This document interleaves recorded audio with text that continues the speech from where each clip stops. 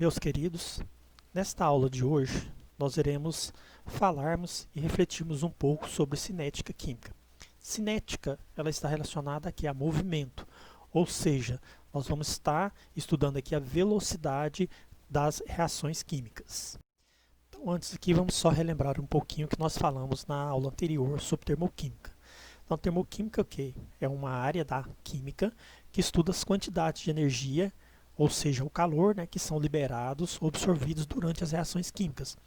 Ou seja, há sempre uma transferência de calor de um corpo que contém maior quantidade de calor para o que tem menor quantidade de calor. Tá? Então é transferência. Então a transferência de calor sempre é do maior, que tem maior quantidade de calor, para o que tem menor quantidade de calor. Vejamos esses dois exemplos. Quando você tem um sistema em que ele libera calor, conforme o exemplo que está aqui, ó, nesse primeiro sistema, tá? Nós temos uma bola amarela em volta a ele, tá? Que significa o calor que está sendo liberado. Então, todo sistema em que há uma liberação de calor para o meio, tá? Então esse sistema está liberando calor para o meio, é uma reação exotérmica. Exemplo, quando você queima uma vela, ou quando você faz uma lareira, coloca madeira para queimar, tá? E você aproxima, por quê? Porque você vai sentir calor. Então, quer dizer, aquela madeira está queimando e está liberando calor. Então, a reação é exotérmica. Então, há liberação de calor.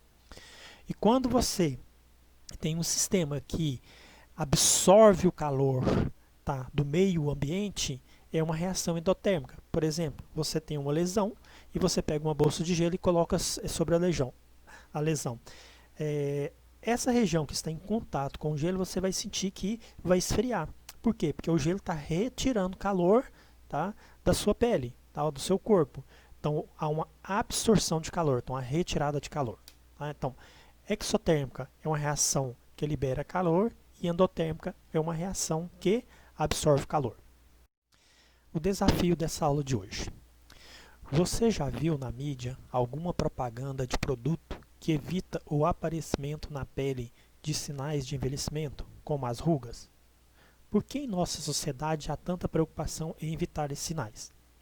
Esse desafio está relacionado com o que nós iremos falar nesta aula de hoje. Vamos pensar um pouquinho e no decorrer da aula iremos esclarecer essa pergunta. Mas pensem um pouco. Introdução à cinética química e os fatores que favorecem uma reação química. Observamos esses três exemplos. Na figura 7, nós temos um trem que está enferrujando. Ou seja, está ocorrendo uma reação química. A ferrugem é uma reação química. Só que essa ferrugem ela não acontece rapidamente. Ela é uma reação que vai acontecendo ao longo do tempo. Tá? Ela pode levar anos para ocorrer essa ferrugem. Já observamos a figura número 6. Tem uma vela queimando. A vela queimando, você coloca, por exemplo, uma vela para queimar e questões de horas, 1 hora, 2 horas no máximo, 3, dependendo do tamanho da vela, ela já consumiu toda a parafina. Então, já é uma reação um pouco mais rápida. E uma dinamite explodindo, ela é instantânea, né? Então ela é bem mais rápida. Ou seja, uma reação química ela pode acontecer bem lentamente, bem devagar, ou ela pode acontecer lenta, mas tem uma certa rapidez, e pode ser bem rápida, instantânea. Então é isso que nós teremos de estudar nessa aula de hoje, tá? A velocidade das reações químicas. Então, o que é cinética química? É a parte da química que estuda a velocidade das reações.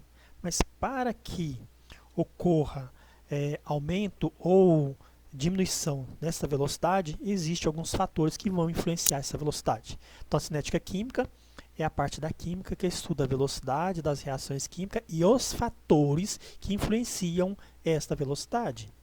E esse estudo ele é muito importante para explicar alguns fenômenos que nós convivemos no decorrer do nosso dia, no nosso cotidiano.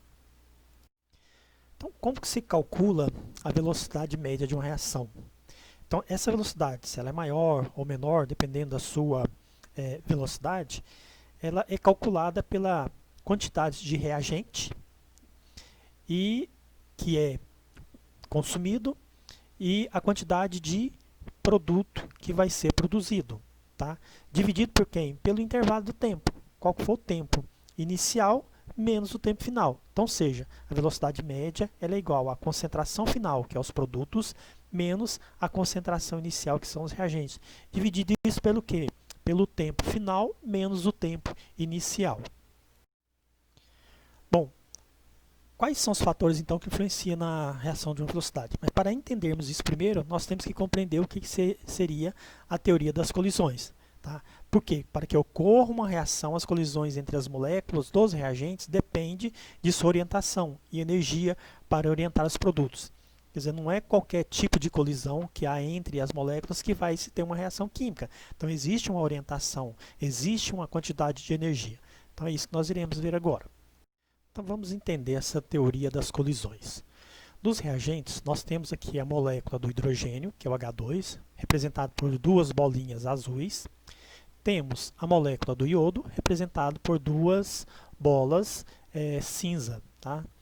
Então, quando eu tenho uma quantidade de energia suficiente e as orientações dessas moléculas são bem eficazes, elas vão colidirem e vão formar um complexo ativado. Tá? Quer dizer, um hidrogênio vai ligar com um iodo, tá? Cada um vai ligar com o seu parceiro. Ocorrendo essa ligação, por quê? Porque tinha a quantidade mínima de energia necessária, porque elas estavam bem orientadas, os átomos, né, as moléculas, então houve a colisão e houve a formação de um novo produto. Após a formação desse novo produto, vai-se então dividir as moléculas e eu vou ter, no caso, então na formação desse novo produto, duas novas moléculas do HI, que é o quem? O iodeto de hidrogênio, que é conhecido como ácido iodídrico. Então, para que ocorra uma reação química, é preciso que as colisões sejam efetivas ou eficazes. Bom, então se as minhas moléculas não têm a orientação correta e a quantidade mínima necessária de energia para que ocorra uma reação química, então isso quer dizer que não vou ter uma reação química, no caso. Vamos observar e entender melhor esse desenho aqui. Nós temos aqui a molécula do hidrogênio, que são as duas bolinhas azuis, e a molécula do iodo, são duas moléculas cinzas. Né? Vocês podem ver que no desenho intermediário, que seria o complexo ativado, o que está ocorrendo de colisão é só entre um átomo da molécula do hidrogênio com um átomo da molécula de quem? Do iodo. Tá? Então, essa colisão ela não está bem orientada. Se ela não está bem orientada, não vai ocorrer então uma ligação química, ou seja, não vai ocorrer uma reação química. Então, as moléculas vão passar uma pela outra, vão se colidir, mas como não está bem orientada, vão continuar ainda sendo o gás hidrogênio, que é o H2, e o gás iodo, que é o I2. Então, nesse caso, não houve formação de nenhum produto, ou seja, não houve uma reação química. Então, a velocidade de uma reação ela depende de quê?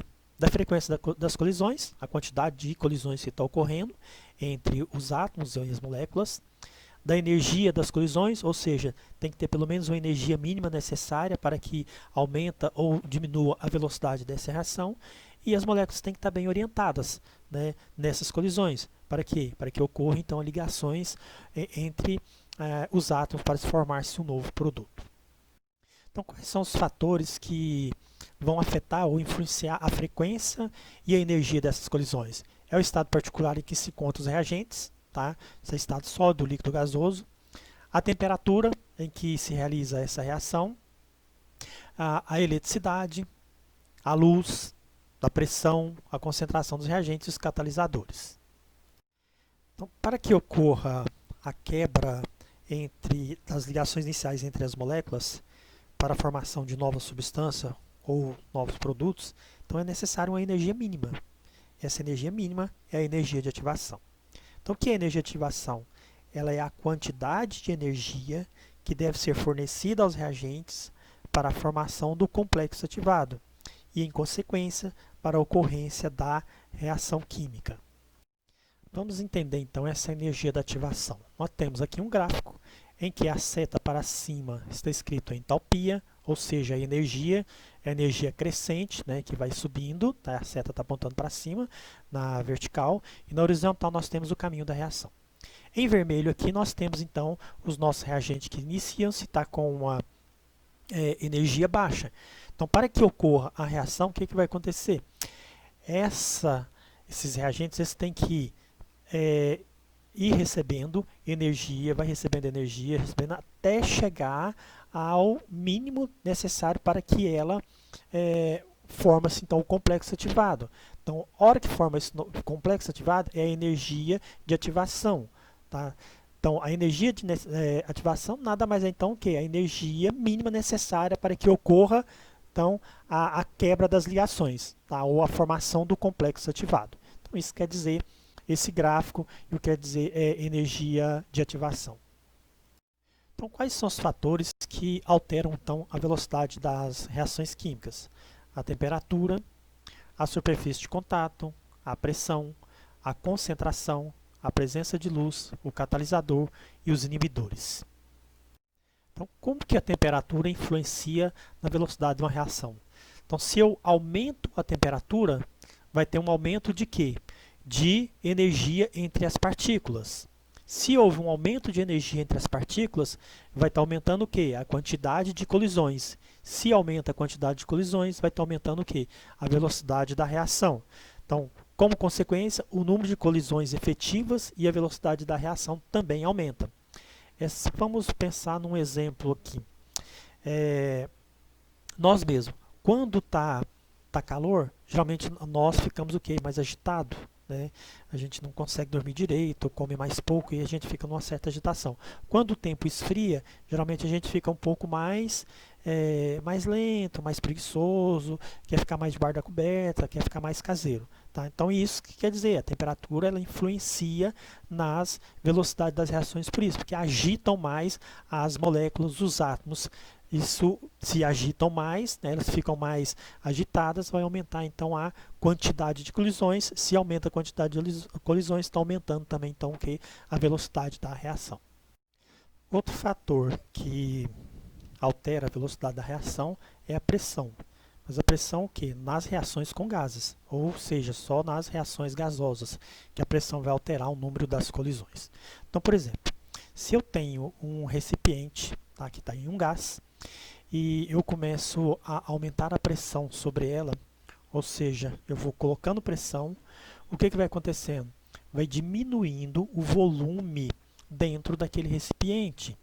Ou seja, se eu estou diminuindo o volume, eu estou diminuindo o espaço que tinha entre os átomos, entre as moléculas. E isso vai fazer com que as moléculas tenham mais colisões.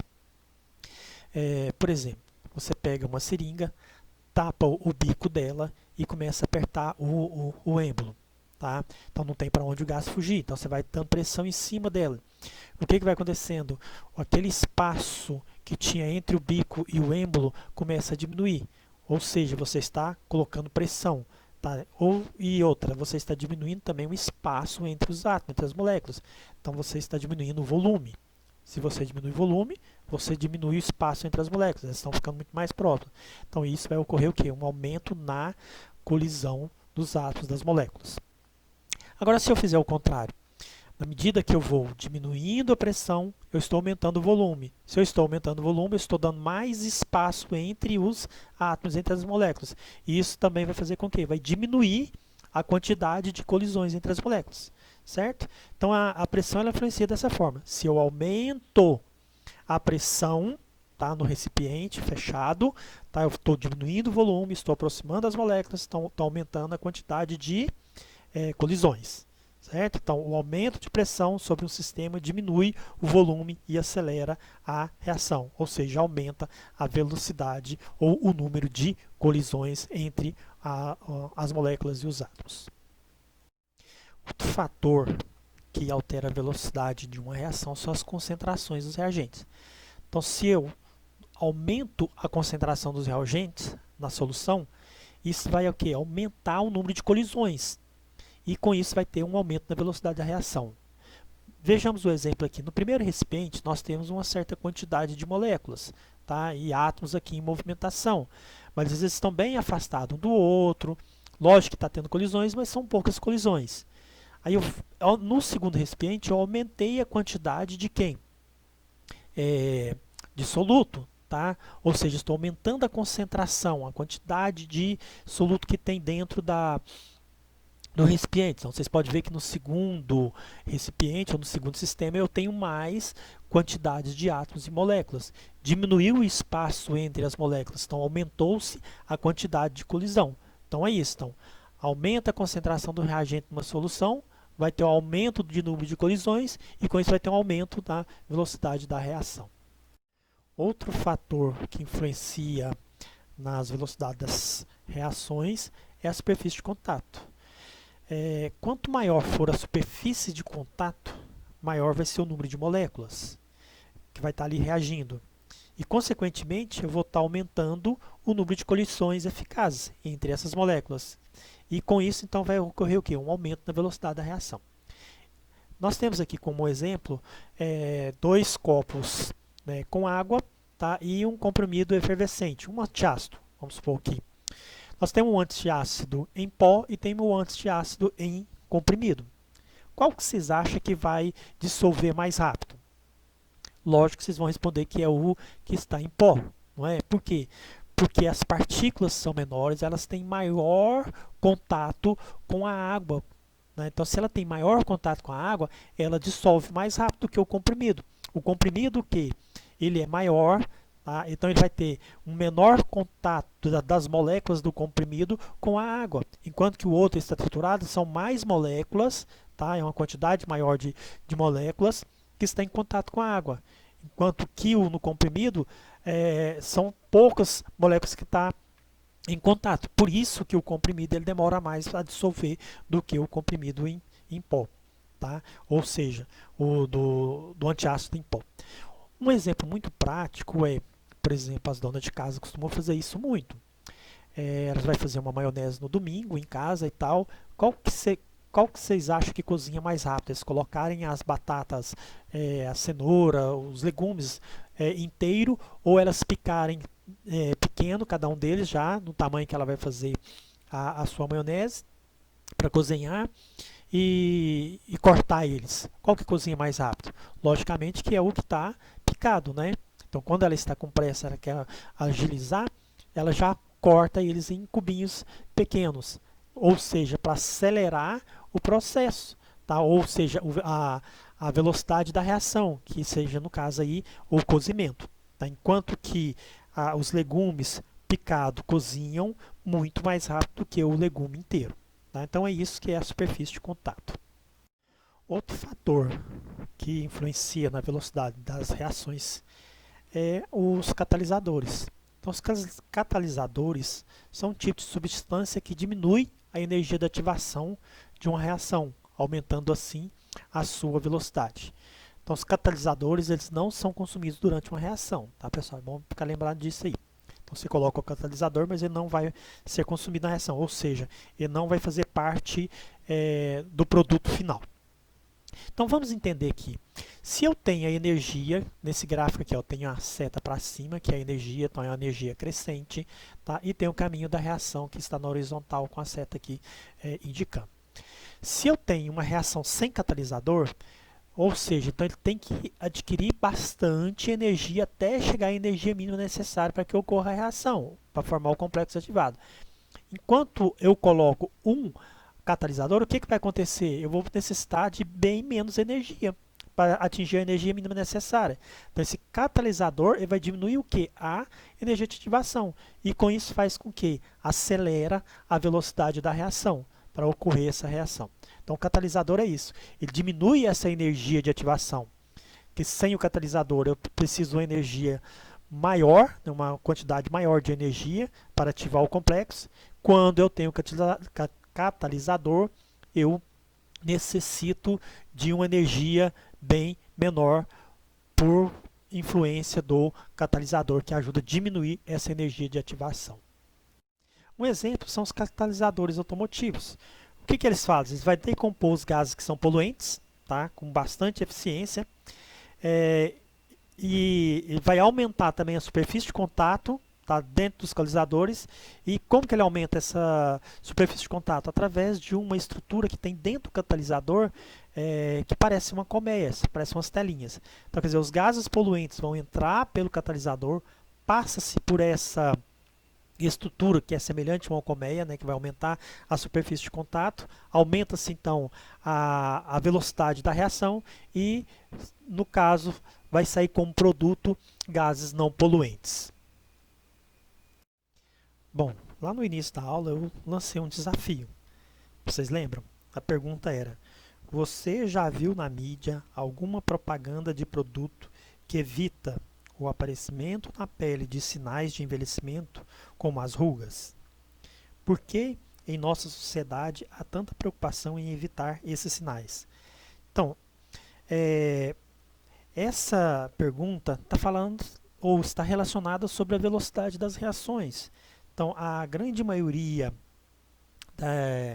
das pessoas, ao chegar a uma idade, né, porque o tempo vai passando, nós vamos envelhecendo. E se vamos envelhecendo, vai aparecendo rugas.